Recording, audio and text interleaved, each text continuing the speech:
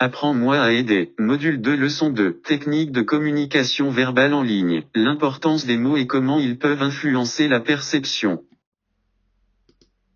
Structure de la leçon. 1. Notion générale sur la communication verbale. Le rôle de la parole. 2. Utilisation d'un langage inclusif pour les personnes handicapées. 3. Principes fondamentaux de la communication verbale inclusive. 4. L'importance des mots et comment les termes peuvent influencer la perception. 5. Le pouvoir de la parole et ses propriétés d'influence sur le comportement. 6. Techniques linguistiques qui rendent la communication verbale difficile ou non. 7. Techniques linguistiques qui rendent la communication verbale efficace ou alors oui. Conclusion.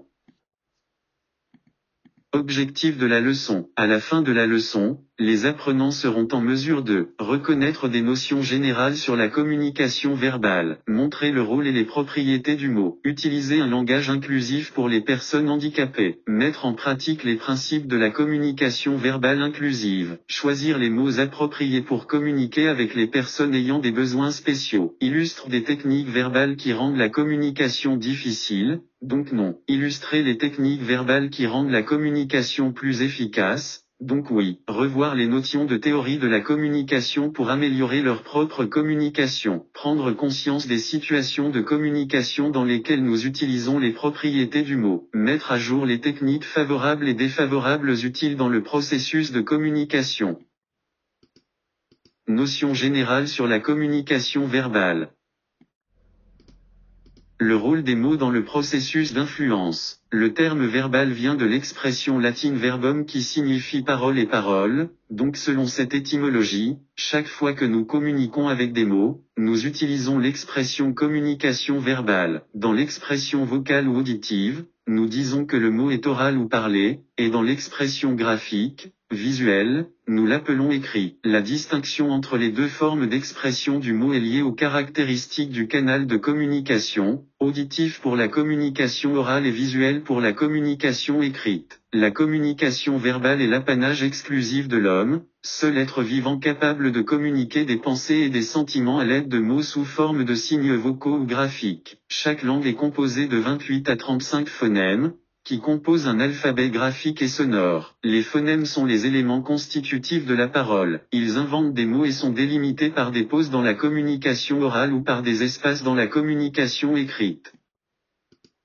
Selon Prussianu, 2004, l'essence du langage verbal réside dans son caractère symbolique basé sur des correspondances purement conventionnelles entre le signe verbal, le chat par exemple, et l'objet qu'il signifie, l'animal qui miaule. Ainsi, nous comprenons qu'il n'y a pas de lien analogique entre l'expression graphique du mot et sa signification. Une personne qui entend un mot mais qui n'en connaît pas le code ou la signification ne sera pas en mesure de comprendre à quoi il fait référence. Le sens n'est pas contenu dans le mot, mais dans l'esprit du destinataire, d'où la parole écrite ou parlée peut l'évoquer. Les mots sont des codes, pas des signaux sonores ou des signes graphiques ayant un sens en eux-mêmes. Même les définitions données aux mots dans les dictionnaires restent lettres mortes si elles ne sont pas décodées par le lecteur. Le domaine de la communication repose sur un certain nombre de définitions du terme central, qui convergent largement sur la signification de l'émission d'information d'un émetteur, la source, vers un récepteur, qui est influencé par les différents types de signaux envoyés par un canal. Tran Estensjlu, 2010, définissent la communication comme un mode fondamental d'interaction psychosociale des personnes, réalisé dans un langage articulé ou d'autres codes, afin de transmettre des informations, d'obtenir une stabilité ou d'obtenir des changements dans le comportement individuel ou de groupe.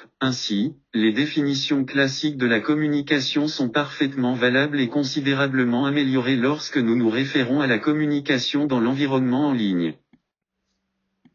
Les particularités de la communication traditionnelle prennent un nouveau sens lorsqu'elle se déroule en ligne. La communication sert à établir des relations entre des personnes dans un même environnement. Distinctement, la communication en ligne peut également se poursuivre en face à face, tout comme la communication en face à face peut également passer à l'environnement en ligne, de sorte que grâce à la communication en ligne, des relations sont établies entre les personnes et entre différents environnements de développement. Dans la réalisation d'un processus de communication, l'objectif est d'atteindre des objectifs et de transmettre des significations à travers la composition du message véhiculé. L'analyse d'un processus de communication doit prendre en compte les trois dimensions de toute communication, même si elle est destinée à être réalisée sous une forme unique. Ainsi, nous considérons la communication extérieure, observable à travers les comportements verbaux et non verbaux, la métacommunication, ce qui est compris au-delà des mots, et l'intracommunication,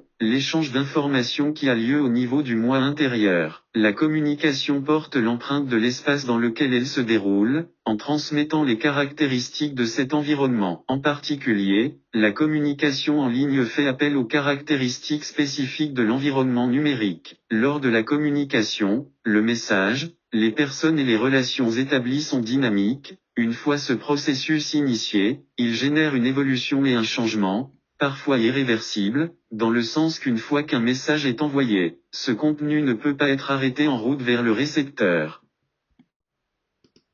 Parler clairement et écouter attentivement deviennent les deux objectifs mutuels pour communiquer efficacement en ligne et en face à face. Dale King, 2020, Borin, 2001, décrit les principaux objectifs de la communication. Être reçu, vu, entendu, lu, être compris, le message transmis doit être décodé correctement. À accepter, message envoyé à ne pas être rejeté. Provoquer une réaction, le message véhiculé entraîne un changement de perception, de pensée, d'interprétation ou d'attitude comportementale. La psychologie de la communication met en évidence un certain nombre d'autres objectifs que les gens poursuivent lorsqu'ils communiquent, liés à la satisfaction de besoins humains spécifiques, aux besoins de prestige, à la confirmation du statut social, au bannissement de la solitude. Communication et collaboration digitale. Interagir par le biais de la technologie numérique. Le partage de documents ou d'informations par le biais des technologies numériques. La participation citoyenne par le biais du numérique. La collaboration par voie numérique. Netiquette. Comportement éthique en ligne. Gestion de l'identité numérique. La langue est la langue la plus complexe car elle peut remplir toutes les fonctions spécifiques, cognitives, communicative, représentationnelle, expressive, persuasive, régulatrice, ludique et dialectique.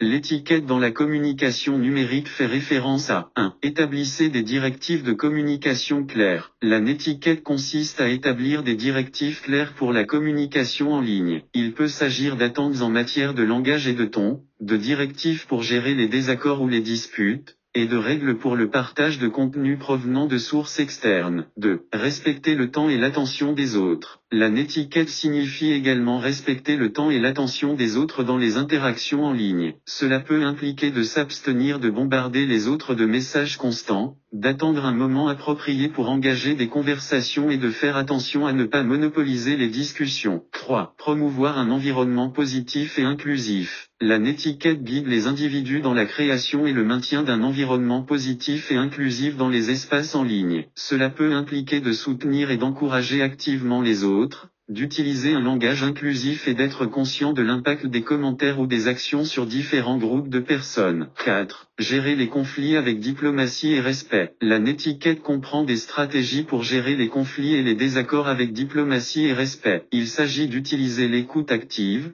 de reconnaître les différentes perspectives et de rechercher des solutions qui privilégient la compréhension et le compromis. 5. Comprendre et respecter la vie privée et les limites. La netiquette signifie le respect de la vie privée et des limites personnelles dans les interactions en ligne. Il peut s'agir d'obtenir le consentement avant de partager des informations personnelles, de s'abstenir d'envahir la vie privée d'autrui et d'envisager des comportements en ligne qui peuvent mettre les autres mal à l'aise. Application 1. Devise. Chaque mot est une tentative d'influencer l'autre. Alex Muccielli. Un mot d'induction est donné. Exemple. Communication, amour. Parenthèse fermée. Chaque participant à la réunion fait une liste de 10 mots induits, qui apparaissent dans l'esprit après le mot induisant donné, associés aux images et aux sensations suggérées par celui-ci. Comparer les listes de mots induits, en marquant d'abord les mots qui sont répétés 2 fois, puis 3 fois, et ainsi de suite. selon le contexte de l'activité. Au interpréter et commenter les résultats du jeu, on peut voir qu'un mot évoque différentes expériences individuelles, même si elles sont signifiées par le même mot. Remarque, la demande peut se faire à la fois dans le format traditionnel en face à face et en ligne. Dans un contexte numérique, les listes collaboratives des applications peuvent être utilisées. Utilisation du langage inclusif.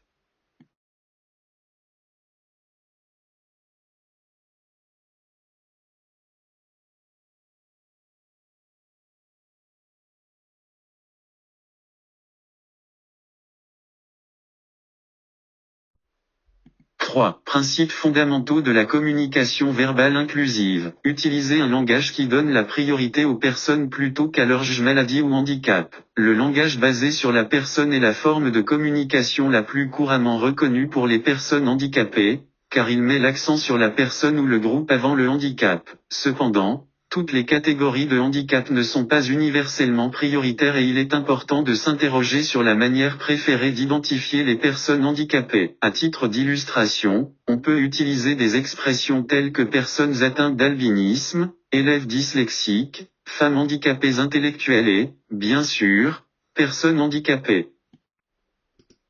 2. Éviter d'utiliser des catégorisations et des généralisations. Le handicap est un aspect inhérent de l'existence humaine et ne doit pas être exagéré ou sensationnalisé. Les personnes handicapées ne doivent pas être dépeintes comme une source d'inspiration ou comme ayant des capacités extraordinaires. Le refus de les qualifier de courageux ou de démodés est condescendant. Le terme survivant est parfois utilisé pour décrire ceux qui ont réussi à s'adapter à une condition médicale, mais certains trouvent la rhétorique de la guerre inappropriée et désagréable.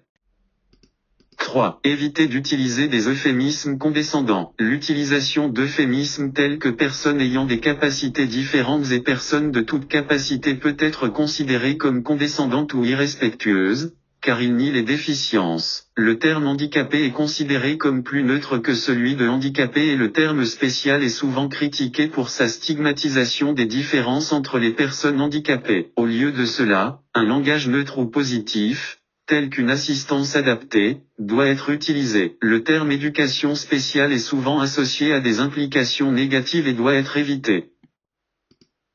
4. Le handicap n'est ni une condition médicale ni un défi. Le modèle médical du handicap considère le handicap comme un problème de santé à corriger, tandis que le modèle caritatif le voit comme un fardeau à résoudre. Cette approche maintient des stéréotypes défavorables et un étiquetage injuste. Les personnes handicapées ne devraient pas être étiquetées comme des patients à moins qu'elles ne reçoivent un traitement médical. Au lieu de cela, ils devraient être désignés comme une personne dyslexique ou une personne dyslexique. Une terminologie centrée sur la personne doit être utilisée et des expressions telles que une personne a un handicap, ou une personne est aveugle sourde aveugle, peuvent être utilisés. Le terme victime ne devrait être utilisé que lorsqu'il s'applique directement.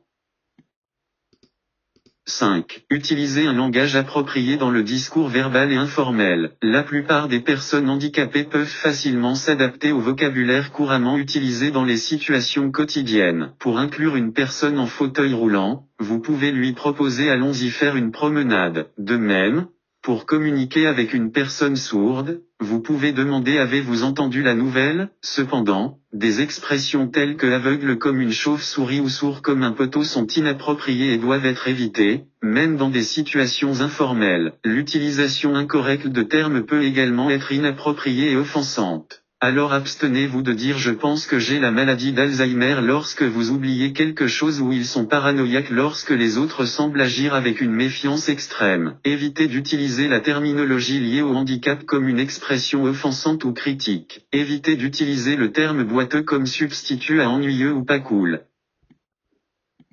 L'importance des mots et comment les termes peuvent influencer la perception.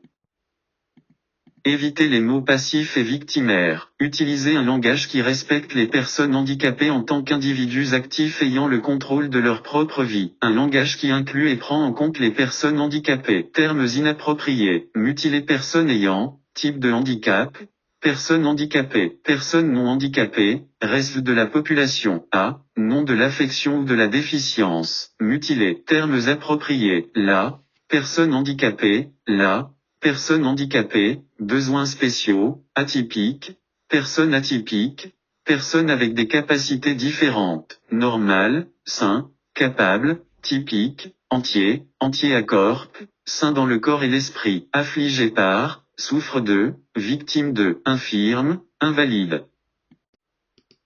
Un langage qui inclut et prend en compte les personnes handicapées. Termes appropriés. Personne ayant une déficience intellectuelle. Personne ayant un handicap psychosocial. Sourde personne malentendantes personnes sourdes et aveugles. Termes inappropriés. Retardé, simple, lent, affecté, cérébral, handicapé, déficience intellectuelle, inférieure à la normale, faible d'esprit, handicapé, fou, maniaque, psychopathe, hypersensible, panique, agité, mental dérangé, malade mental, sourd, malentendant, sourd et muet.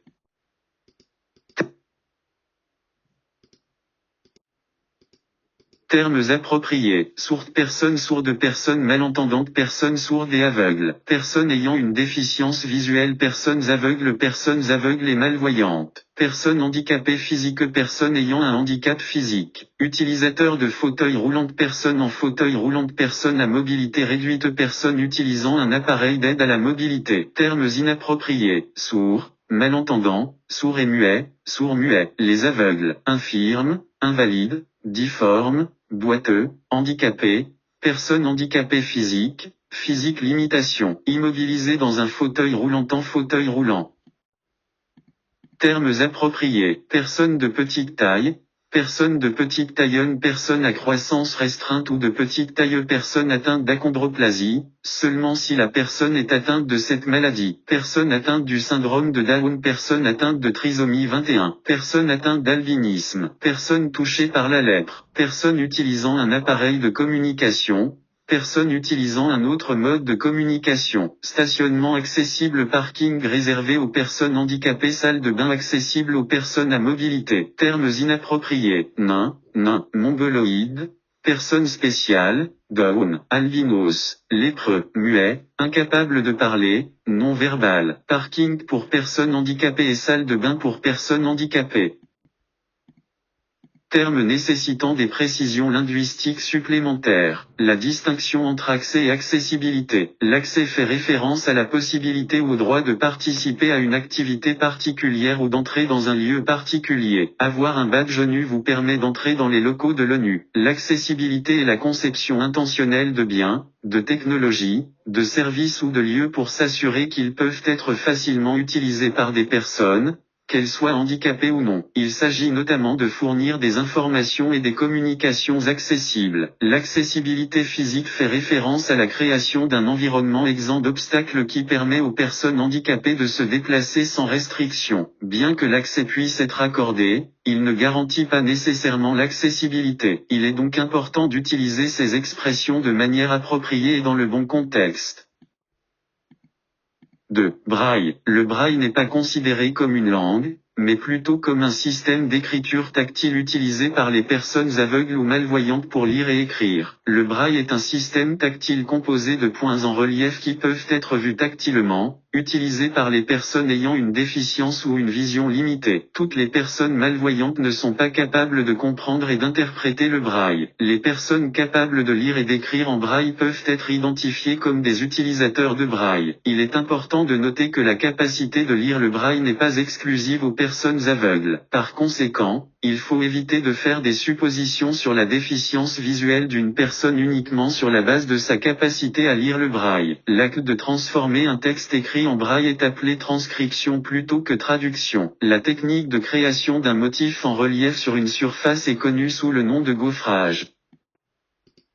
3. La distinction entre sous-titrage et transcription. Les sous-titres et les transcriptions peuvent être affichés sous forme de texte en bas de l'écran et représenter la parole, mais ce n'est pas la même chose. Les transcriptions sont particulièrement utiles pour les malentendants, car elles fournissent des détails sur les sons de fond, l'identification du locuteur, la description de la musique et d'autres informations pertinentes. Les sous-titres sont conçus pour les spectateurs qui peuvent entendre mais ne peuvent pas comprendre la langue parlée dans la vidéo, comme dans les films en langue étrangère. Ils ne fournissent que des paroles. Il existe deux types de sous-titres, les sous-titres ouverts et les sous-titres fermés. Le spectateur a la possibilité de désactiver les sous-titres, mais les sous-titres sont inclus de manière permanente dans le film et ne peuvent pas être désactivés. Les réunions accessibles comprennent des transcriptions en direct, qui peuvent être fournies à distance ou sur place. Il est important de tenir compte de toutes ces distinctions lorsque vous utilisez ces expressions. 4. Communauté des sourds. L'expression « je suis sourd », avec un S majuscule, est fréquemment utilisée par ceux qui se targuent de faire partie de la communauté sourde. Ils se perçoivent comme une minorité culturelle et linguistique distincte, utilisant la langue des signes comme moyen de communication prédominant et possédant des principes comparables. Toutefois, la pratique de l'ONU est de ne pas mettre en majuscule les termes sourds ou communauté sourde. 5. Les personnes qui ont à la fois des déficiences auditives et visuelles. Les personnes atteintes de surdicécité représentent un groupe diversifié de personnes qui souffrent de déficiences sensorielles importantes, y compris la cécité et la surdité. Aux Nations Unies, le terme surdicécité est préféré.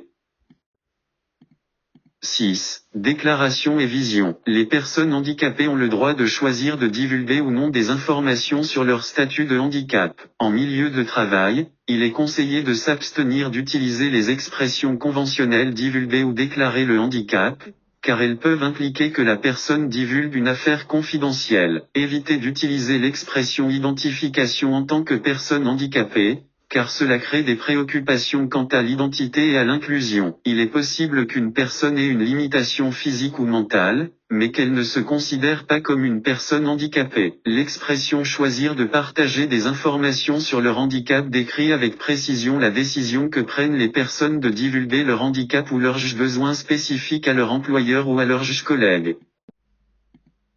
7. Personnes handicapées. Le terme personne handicapée est privilégié dans certains pays. L'expression en question doit être conservée lorsque l'on discute de leurs lois, politiques ou entités, car elle représente fidèlement la situation dans le pays ou la décision consciente de l'auteur. S'ils sont jugés essentiels, les guillemets peuvent être utilisés au besoin. Il est conseillé d'utiliser le langage humain d'abord sur les sites web, les documents et les discours de l'ONU, en se référant spécifiquement aux personnes en tant que personnes handicapées. 8. Lisibilité simplifiée. EasyRead est un format conçu spécifiquement pour les personnes ayant une déficience intellectuelle ou celles qui ont des difficultés à comprendre les informations écrites. Le fait de créer une version facile à lire d'une publication régulière s'appelle adaptation plutôt que traduction. Cependant, comme tout autre document écrit, EasyRead composé dans une langue a la capacité d'être converti dans n'importe quelle autre langue, ce qui donne ce que nous appelons la traduction. Par exemple, l'affirmation La Chronique des Nations Unies est un rapport trimestriel facile à lire sur l'activité de l'Organisation des Nations Unies et de ses institutions n'indique pas que la chronique est spécifiquement fournie dans un format facilement accessible, mais signifie que le rapport est rédigé d'une manière simple et compréhensible. 9. Aide, soutien, assistance. Les termes aide, soutien et assistance ont des significations distinctes et ne sont pas interchangeables. L'utilisation du terme aide est découragée parce qu'elle donne l'impression que les personnes handicapées manquent d'autonomie et dépendent des autres. Les termes soutien et assistance sont plus stimulants et plus appropriés, et peuvent être utilisés dans des expressions telles que participants ayant besoin d'aide ou mesures de soutien aux personnes handicapées. 10. La distinction entre déficience et handicap. Selon l'Organisation mondiale de la santé, l'affaiblissement des facultés est défini comme toute déviation ou anomalie de la structure ou de la fonction psychologique, physiologique ou anatomique. Le handicap, quant à lui, résulte de l'interaction entre des personnes handicapées et d'obstacles imposés par des attitudes et des facteurs environnementaux qui empêchent leur participation pleine et égale à la société. Comme indiqué dans le préambule de la Convention relative aux droits des personnes handicapées, sous eux, en raison de leur définition distincte, ces mots ne peuvent pas être substitués les uns aux autres. 11. Comparaison de l'intégration et de l'inclusion. L'intégration et l'inclusion sont très distinctes l'une de l'autre. L'intégration est l'acte d'aider un individu à s'adapter et à se conformer à la société, tandis que l'inclusion implique de changer la société pour s'assurer que chacun, quel que soit son statut de handicap, est inclus. Lorsque l'on parle de personnes handicapées, les implications de l'inclusion sont favorables, mais celles de l'intégration sont défavorables. Par conséquent, les deux termes ne peuvent pas être utilisés de manière interchangeable. 12. Distinction entre besoins et exigences. Certains organismes et experts des Nations Unies ont exprimé leur préférence pour l'utilisation du terme besoin plutôt que de besoin. Cela s'aligne sur la perspective des droits de l'homme sur le handicap, dans laquelle nous reconnaissons que les personnes handicapées possèdent des droits inhérents. L'expression besoin est souvent associée à l'idée fausse que les personnes handicapées sont dépendantes ou lourdes, en particulier lorsqu'il s'agit de leurs besoins en matière de soins. Un exemple de cette méthodologie est le fait que les établissements d'enseignement sont obligés de fournir du matériel en braille aux élèves malvoyants, non pas en raison de leurs besoins, mais parce qu'ils ont le droit de recevoir une éducation de haut niveau tout comme leurs pairs. 13. Organisation de défense des droits des personnes handicapées. Les organisations composées de personnes handicapées doivent être distinguées des organisations qui existent dans le but d'aider les personnes handicapées. Les organisations qui incluent des personnes handicapées sont dirigées et gérées par des personnes handicapées elles-mêmes. Ils défendent les droits et les intérêts légaux de leurs membres. Au lieu de cela, les organisations dédiées aux personnes handicapées fournissent des services et défendent leurs droits, mais ne sont pas dirigées ou gérées par des personnes handicapées. 14. PWD est l'abréviation de personnes handicapées. L'utilisation de l'acronyme PWD ou PWD, Person with Disability, pour désigner les personnes handicapées n'est pas appropriée dans les documents officiels de l'ONU. 15. Langage simplifié. Le langage clair fait référence à une communication qui est facile à comprendre pour le public à la première lecture ou à la première écoute. Le langage simpliste et les termes techniques sont omis et d'autres directives sont suivies, notamment l'utilisation de phrases concises et l'abstention de l'utilisation de la voix passive. Il peut également être appelé anglais simple, écriture simple ou écriture directe. Cependant, la situation est très pertinente. Par exemple, si vous spécifiez qu'un document sera disponible en anglais clair, il peut être interprété comme étant exclusivement en anglais, sans inclure les autres langues. Si ce n'est pas le cas, il serait plus souhaitable d'utiliser un langage clair. 16. Fourniture d'aménagement raisonnable. Dans le contexte du handicap, le terme aménagement, parfois utilisé dans l'expression aménagement raisonnable, fait référence aux modifications et adaptations essentielles et appropriées apportées pour garantir que les personnes handicapées puissent exercer pleinement leurs droits de l'homme et leurs libertés fondamentales. Pour éviter toute confusion, d'autres termes tels que logement, lieu de résidence ou conditions de vie peuvent également être utilisés lorsqu'on parle d'un lieu d'habitation ou de résidence. Toutefois, le terme hébergement peut être utilisé s'il n'y a pas d'ambiguïté. 17. Des animaux dressés pour aider les personnes handicapées. Les animaux d'assistance apprennent à effectuer des activités spécifiques pour les personnes handicapées. Il peut s'agir d'animaux qui servent de guide aux personnes malvoyantes, d'animaux qui aident à tirer des fauteuils roulants ou d'animaux qui récupèrent des objets tombés. À l'occasion, le terme animal est préféré à celui de chien pour incorporer d'autres catégories d'animaux qui fournissent des services comparables. Par exemple, des singes capucins ont été dressés pour aider les personnes handicapées physiques à mener à bien leurs activités quotidiennes. D'autres créatures qui peuvent être dressées ou utilisées pour apporter du réconfort sont les perroquets, les furets et les chevaux. 18. Étude de la langue des signes et de la langue des signes internationale. Les langues des signes de différentes régions ont des caractéristiques uniques et ne sont pas mutuellement intelligibles. La langue des signes mexicaine et la langue des signes lituanienne ne sont que quelques exemples de langue des signes. Certains pays, comme le Canada, ont de nombreuses langues des signes. Lorsque l'on discute de ces langues particulières, il est nécessaire de mettre une majuscule à chaque mot dans leur nom. Bien qu'il n'existe pas de langue des signes internationale, il existe un type de communication connu sous le nom de langue des signes internationale. La signalisation internationale est un système normalisé de signes qui est utilisé lorsque des personnes sourdes de différents pays se réunissent à différentes occasions. Ainsi, nous disons que l'ONU assure l'interprétation des signes internationaux, en s'abstenant de les étiqueter comme une langue distincte. 19. Comparaison entre la déficience visuelle et la cécité. Le terme déficience visuelle ou déficience visuelle recouvre un large éventail de conditions visuelles dont la cécité n'est que l'une d'entre elles, donc ces deux termes ne sont pas synonymes. Le pouvoir du mot se reflète dans le comportement humain par le biais de réactions physiologiques déterminées par les effets biochimiques directs qu'un mot a sur le cerveau humain, identifiables par le détecteur de mensonges. Afin de faire adopter un certain comportement à une personne, nous devons créer une certaine humeur, l'état psychologique préféré pour cette action. Un mot peut nous faire rire ou pleurer sans arrêt, nous faire rêver ou souffrir. Mécanisme pragmatique. Étiquette. Étiqueter les mots pour nos émotions, passion et sentiments. Image, mot qui signifie directement une image mentale. Association, signification spontanée chez une personne sous l'influence d'un mot. Information parallèle, information sur l'orateur à travers les mots utilisés. Les mots ne sont pas la réalité, mais seulement une expression symbolique dont le sens est attribué à la personne. Un même mot peut susciter des humeurs différentes. La dénotation fait référence au sens commun donné à un mot par les membres d'une communauté, essentiellement la définition du dictionnaire. Dans le mouvement du langage, nous identifions une série de correspondances qui défient la rigueur des mots. Synonymes, mots dont la forme diffère mais qui ont un sens similaire ou identique. Par exemple, like similar. Homonyme, mot ayant la même forme graphique mais des significations totalement différentes. Ex, joli joli. Polysémie, la multiplicité des significations qu'un mot peut avoir. Par exemple, le verbe garder qui en roumain a 45 significations. La connotation est le sens figuratif attribué à un mot. L'expression un esprit vif ne fait pas référence à un système cognitif lié par un couteau tranchant, mais à la connotation de profondeur de la pensée.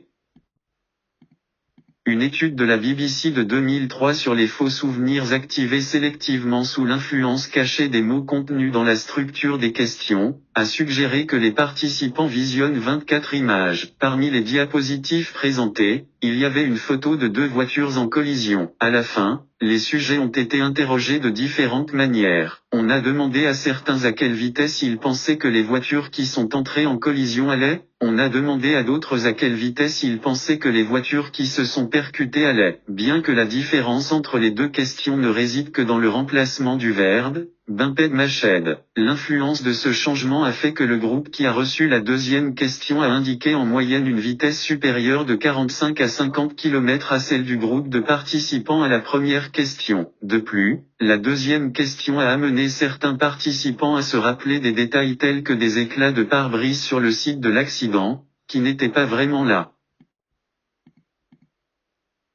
Le vocabulaire transformationnel fait référence à un nouveau concept de communication lié au domaine du développement personnel. Il a été observé que dans le vocabulaire des langues, les mots décrivant des émotions négatives sont significativement plus élevés que ceux exprimant des émotions positives, conduisant à des pensées et des sentiments principalement négatifs. Par exemple, en anglais, il y aurait 2086 mots exprimant des émotions négatives et seulement 1051 exprimant des émotions positives, selon les données fournies par Anthony Robbins, le développeur de cet outil puissant. Ces observations, ainsi que ma longue expérience dans l'élaboration de cours sur les transformations qui peuvent se produire en changeant de vocabulaire, sont condensées par les mots de A. Robbins, 2001, en changeant simplement votre vocabulaire ordinaire, les mots qui décrivent en permanence vos émotions, vous pouvez changer instantanément votre façon de penser, de ressentir et de vivre. A1. Parole de succès vs parole d'échec. Observez le discours d'une personne qui réussit. Vous remarquerez qu'il choisit des mots qui expriment des émotions et des expériences positives, en évitant complètement les négatives. Faites une liste de 3 mots démotivants fréquemment utilisés. Essayez de trouver un degré d'expression plus doux pour chacun, puis 2 et entraînez-vous à les remplacer dans votre expression. Mots négatifs. L'attention portée à la langue peut être aussi méticuleuse dans le choix des mots que dans le choix de la tenue vestimentaire. Prussianu, 2004, fournit une liste de mots moins négatifs que ceux couramment utilisés. En colère ou agité, satisfaisant prometteur, stressé anxieux, jaloux possessif, déprimé vaniteux, querelle controverse, catastrophe problème, fou inquiet. Exprimez une expérience personnelle en utilisant d'abord le premier mot, puis le deuxième mot et remarquez la différence de perception. Techniques linguistiques qui rendent la communication verbale difficile ou non. Orwell, si la pensée corrompt le langage peut aussi corrompre la pensée. Penser avec des mots, comme le besoin de penser pour utiliser et comprendre les mots, crée des interdépendances entre la pensée et le langage, les pièges de la pensée verbale, ambiguïté, polarisation, généralisation, logoréa, sécrétomanie, égocentrisme, jargon, argoule, abstraction, démenti, adverse, renversé, l'indécision, l'impossible, désarmant, tolérant, mensonge, conditionnel. L'ambiguïté fait référence à l'utilisation de propriétés de mots pour créer des messages avec des significations multiples et peu claires. Par exemple, lorsque nous disons une douzaine de professionnels, nous pouvons tout aussi bien comprendre le sens dénotatif, 12 personnes, ou le sens connotatif, sans importance, insignifiant, des gens ordinaires. Nous pouvons également utiliser le mot chien pour désigner à la fois un chien et un policier, ou pour désigner un oiseau ou une fille crédule, etc. La polarisation est la façon d'exprimer des idées de manière dichotomique, autour des deux pôles magnétiques, positif contre négatif, bon ou mauvais, noir ou blanc, sans nuance de gris comme le révèle le bon sens, entre le noir et le blanc. Il y a d'innombrables nuances de gris. Par exemple, si nous disons que les Allemands sont sérieux ou non, nous excluons la plupart de la catégorie qui n'appartient pas à l'un ou l'autre de ces extrêmes. La tendance à se disputer et à entrer en conflit apparaît immédiatement lorsque l'on communique dans un langage polarisé. La solution serait de proposer des versions opposées de ce que nous voulons, sous la forme de questions telles que ne pensez-vous pas, ce qui pourrait attiser l'esprit de contradiction, la réaction négative qui aide en fait à atteindre l'objectif. Le jargon est une langue dans laquelle les mots sont utilisés à des fins de communication professionnelle. Souvent, la communication jargon peut sembler prétentieuse, élevée, pompeuse, c'est pourquoi elle est parfois utilisée par les gens pour exprimer un faux prestige professionnel. Pour illustrer le jargon, Prussianu, 2004, évoque un message issu de la communication de certains cheminots, des mammouths devant, décroche, derrière, nous fabriquons 500 quintaux par jour et sabotons autant que nous le pouvons sur la butée. Seuls les cheminots pouvaient comprendre. L'argot est une variété d'argot plus coloré et pittoresque, utilisé dans des environnements plus suburbains, mais également cultivé dans d'autres contextes. L'argot peut être agréable, apportant une particularité à la langue des jeunes, mais il peut bloquer la communication ou exclure les locuteurs d'argot dans les milieux supérieurs. Vous ne seriez pas en mesure de communiquer dans un environnement formel avec des expressions familières, cool, boiteux, etc. Le ne devrait pas tolérant met en évidence ces règles de conduite que nous dénonçons comme incassables, mais en les exprimant dans cette formule, nous les laissons quand même suivre leur cours. Je ne devrais pas boire. Au lieu de cela, je continue à le faire, il ne faut pas fumer. Guillemets. En échange de cette expression tolérante, on peut mettre l'accent sur un comportement ferme, il ne faut jamais voler tuer, etc. Double guillemets fermant. Le menteur pour être honnête montre encore une autre expression piégée qui joue malheureusement sur la valeur de l'honnêteté. Lorsque nous introduisons une idée avec l'expression afin d'être honnête, nous admettons que jusqu'à ce point, nous n'avons pas été honnêtes, mais depuis lors, nous décidons de l'être. Au lieu de mettre l'accent sur le message introduit, l'attention est dirigée vers la personne de l'orateur, suscitant la suspicion, la méfiance, comme si sa sincérité n'était pas indubitable. Le conditionnel s'y montre la formule nécessaire pour atteindre un objectif. Si tu fais ceci, alors tu obtiendras cela. La nature conditionnelle et causale du si peut être vague, suggérant même une incapacité à faire l'action nécessaire, mais remplacer si par quand donne une forte nuance temporelle, donnant à l'orateur la force de réussir, confiant qu'il a les ressources dont il a besoin, et n'a besoin que de peu de temps.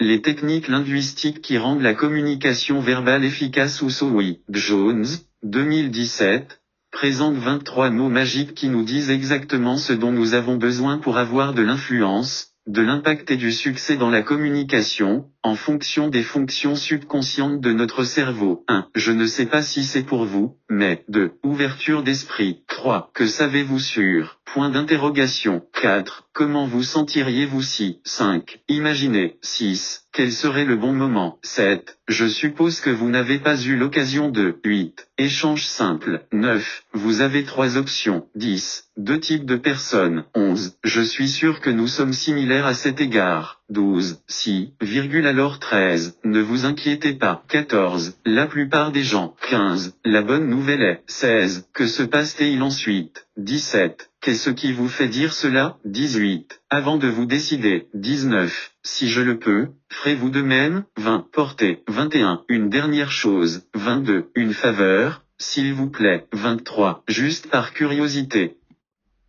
1. Je ne sais pas si c'est pour vous, mais l'auteur suggère d'utiliser des mots magiques pour présenter une idée ou un produit à n'importe qui, à tout moment, sans craindre d'être rejeté. La phrase « Je ne suis pas sûr que ce soit pour vous, mais » augmente la curiosité de l'auditeur et l'encourage à prendre une décision. Cette approche douce garantit que la décision se sent sans pression, avec une autonomie interne, empêchant les gens d'éviter l'opportunité de présenter leur idée ou leur produit. La magie d'une conversation est délivrée par le dernier mot de 3 lettres, mais le mot mais annule tout ce qui s'est passé auparavant, donnant à l'auditeur l'impression qu'il pourrait vouloir explorer le sujet. Par exemple, je ne suis pas sûr que ce soit pour vous, mais peut être utilisé pour encourager quelqu'un à examiner les résultats d'un produit ou d'un service. Cela peut être bénéfique dans les routines et les conversations quotidiennes.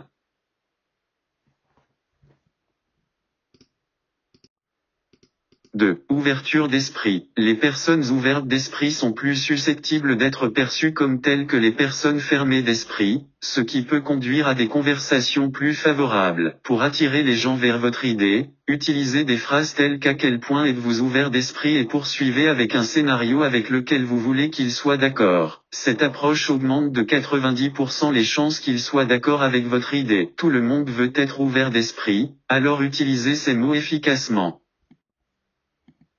3. Que savez-vous sur? Point d'interrogation. Dans les conversations qui se transforment rapidement en débat parce que quelqu'un pense qu'il sait mieux, il est essentiel de contrôler la conversation en faisant passer la position de l'autre personne de la certitude au doute. Cela peut se faire en contestant leur opinion ou en s'engageant dans une dispute. Il peut être difficile de surmonter la mentalité du « je sais mieux que quiconque », surtout lorsqu'il s'agit d'introduire de nouvelles idées ou de nouveaux concepts. Pour surmonter la mentalité du « je sais mieux », remettez en question votre connaissance de l'opinion de l'autre personne. L'objectif est de transformer la situation en une situation où l'autre personne admet que son opinion est basée sur des preuves insuffisantes, tout en sauvant la face dans la conversation. Le pouvoir de demander que savez-vous de peuvent menacer délicatement leur base de connaissances et les forcer à partager la référence, ce qui les amène souvent à se rendre compte que leur opinion ferme n'était pas fondée.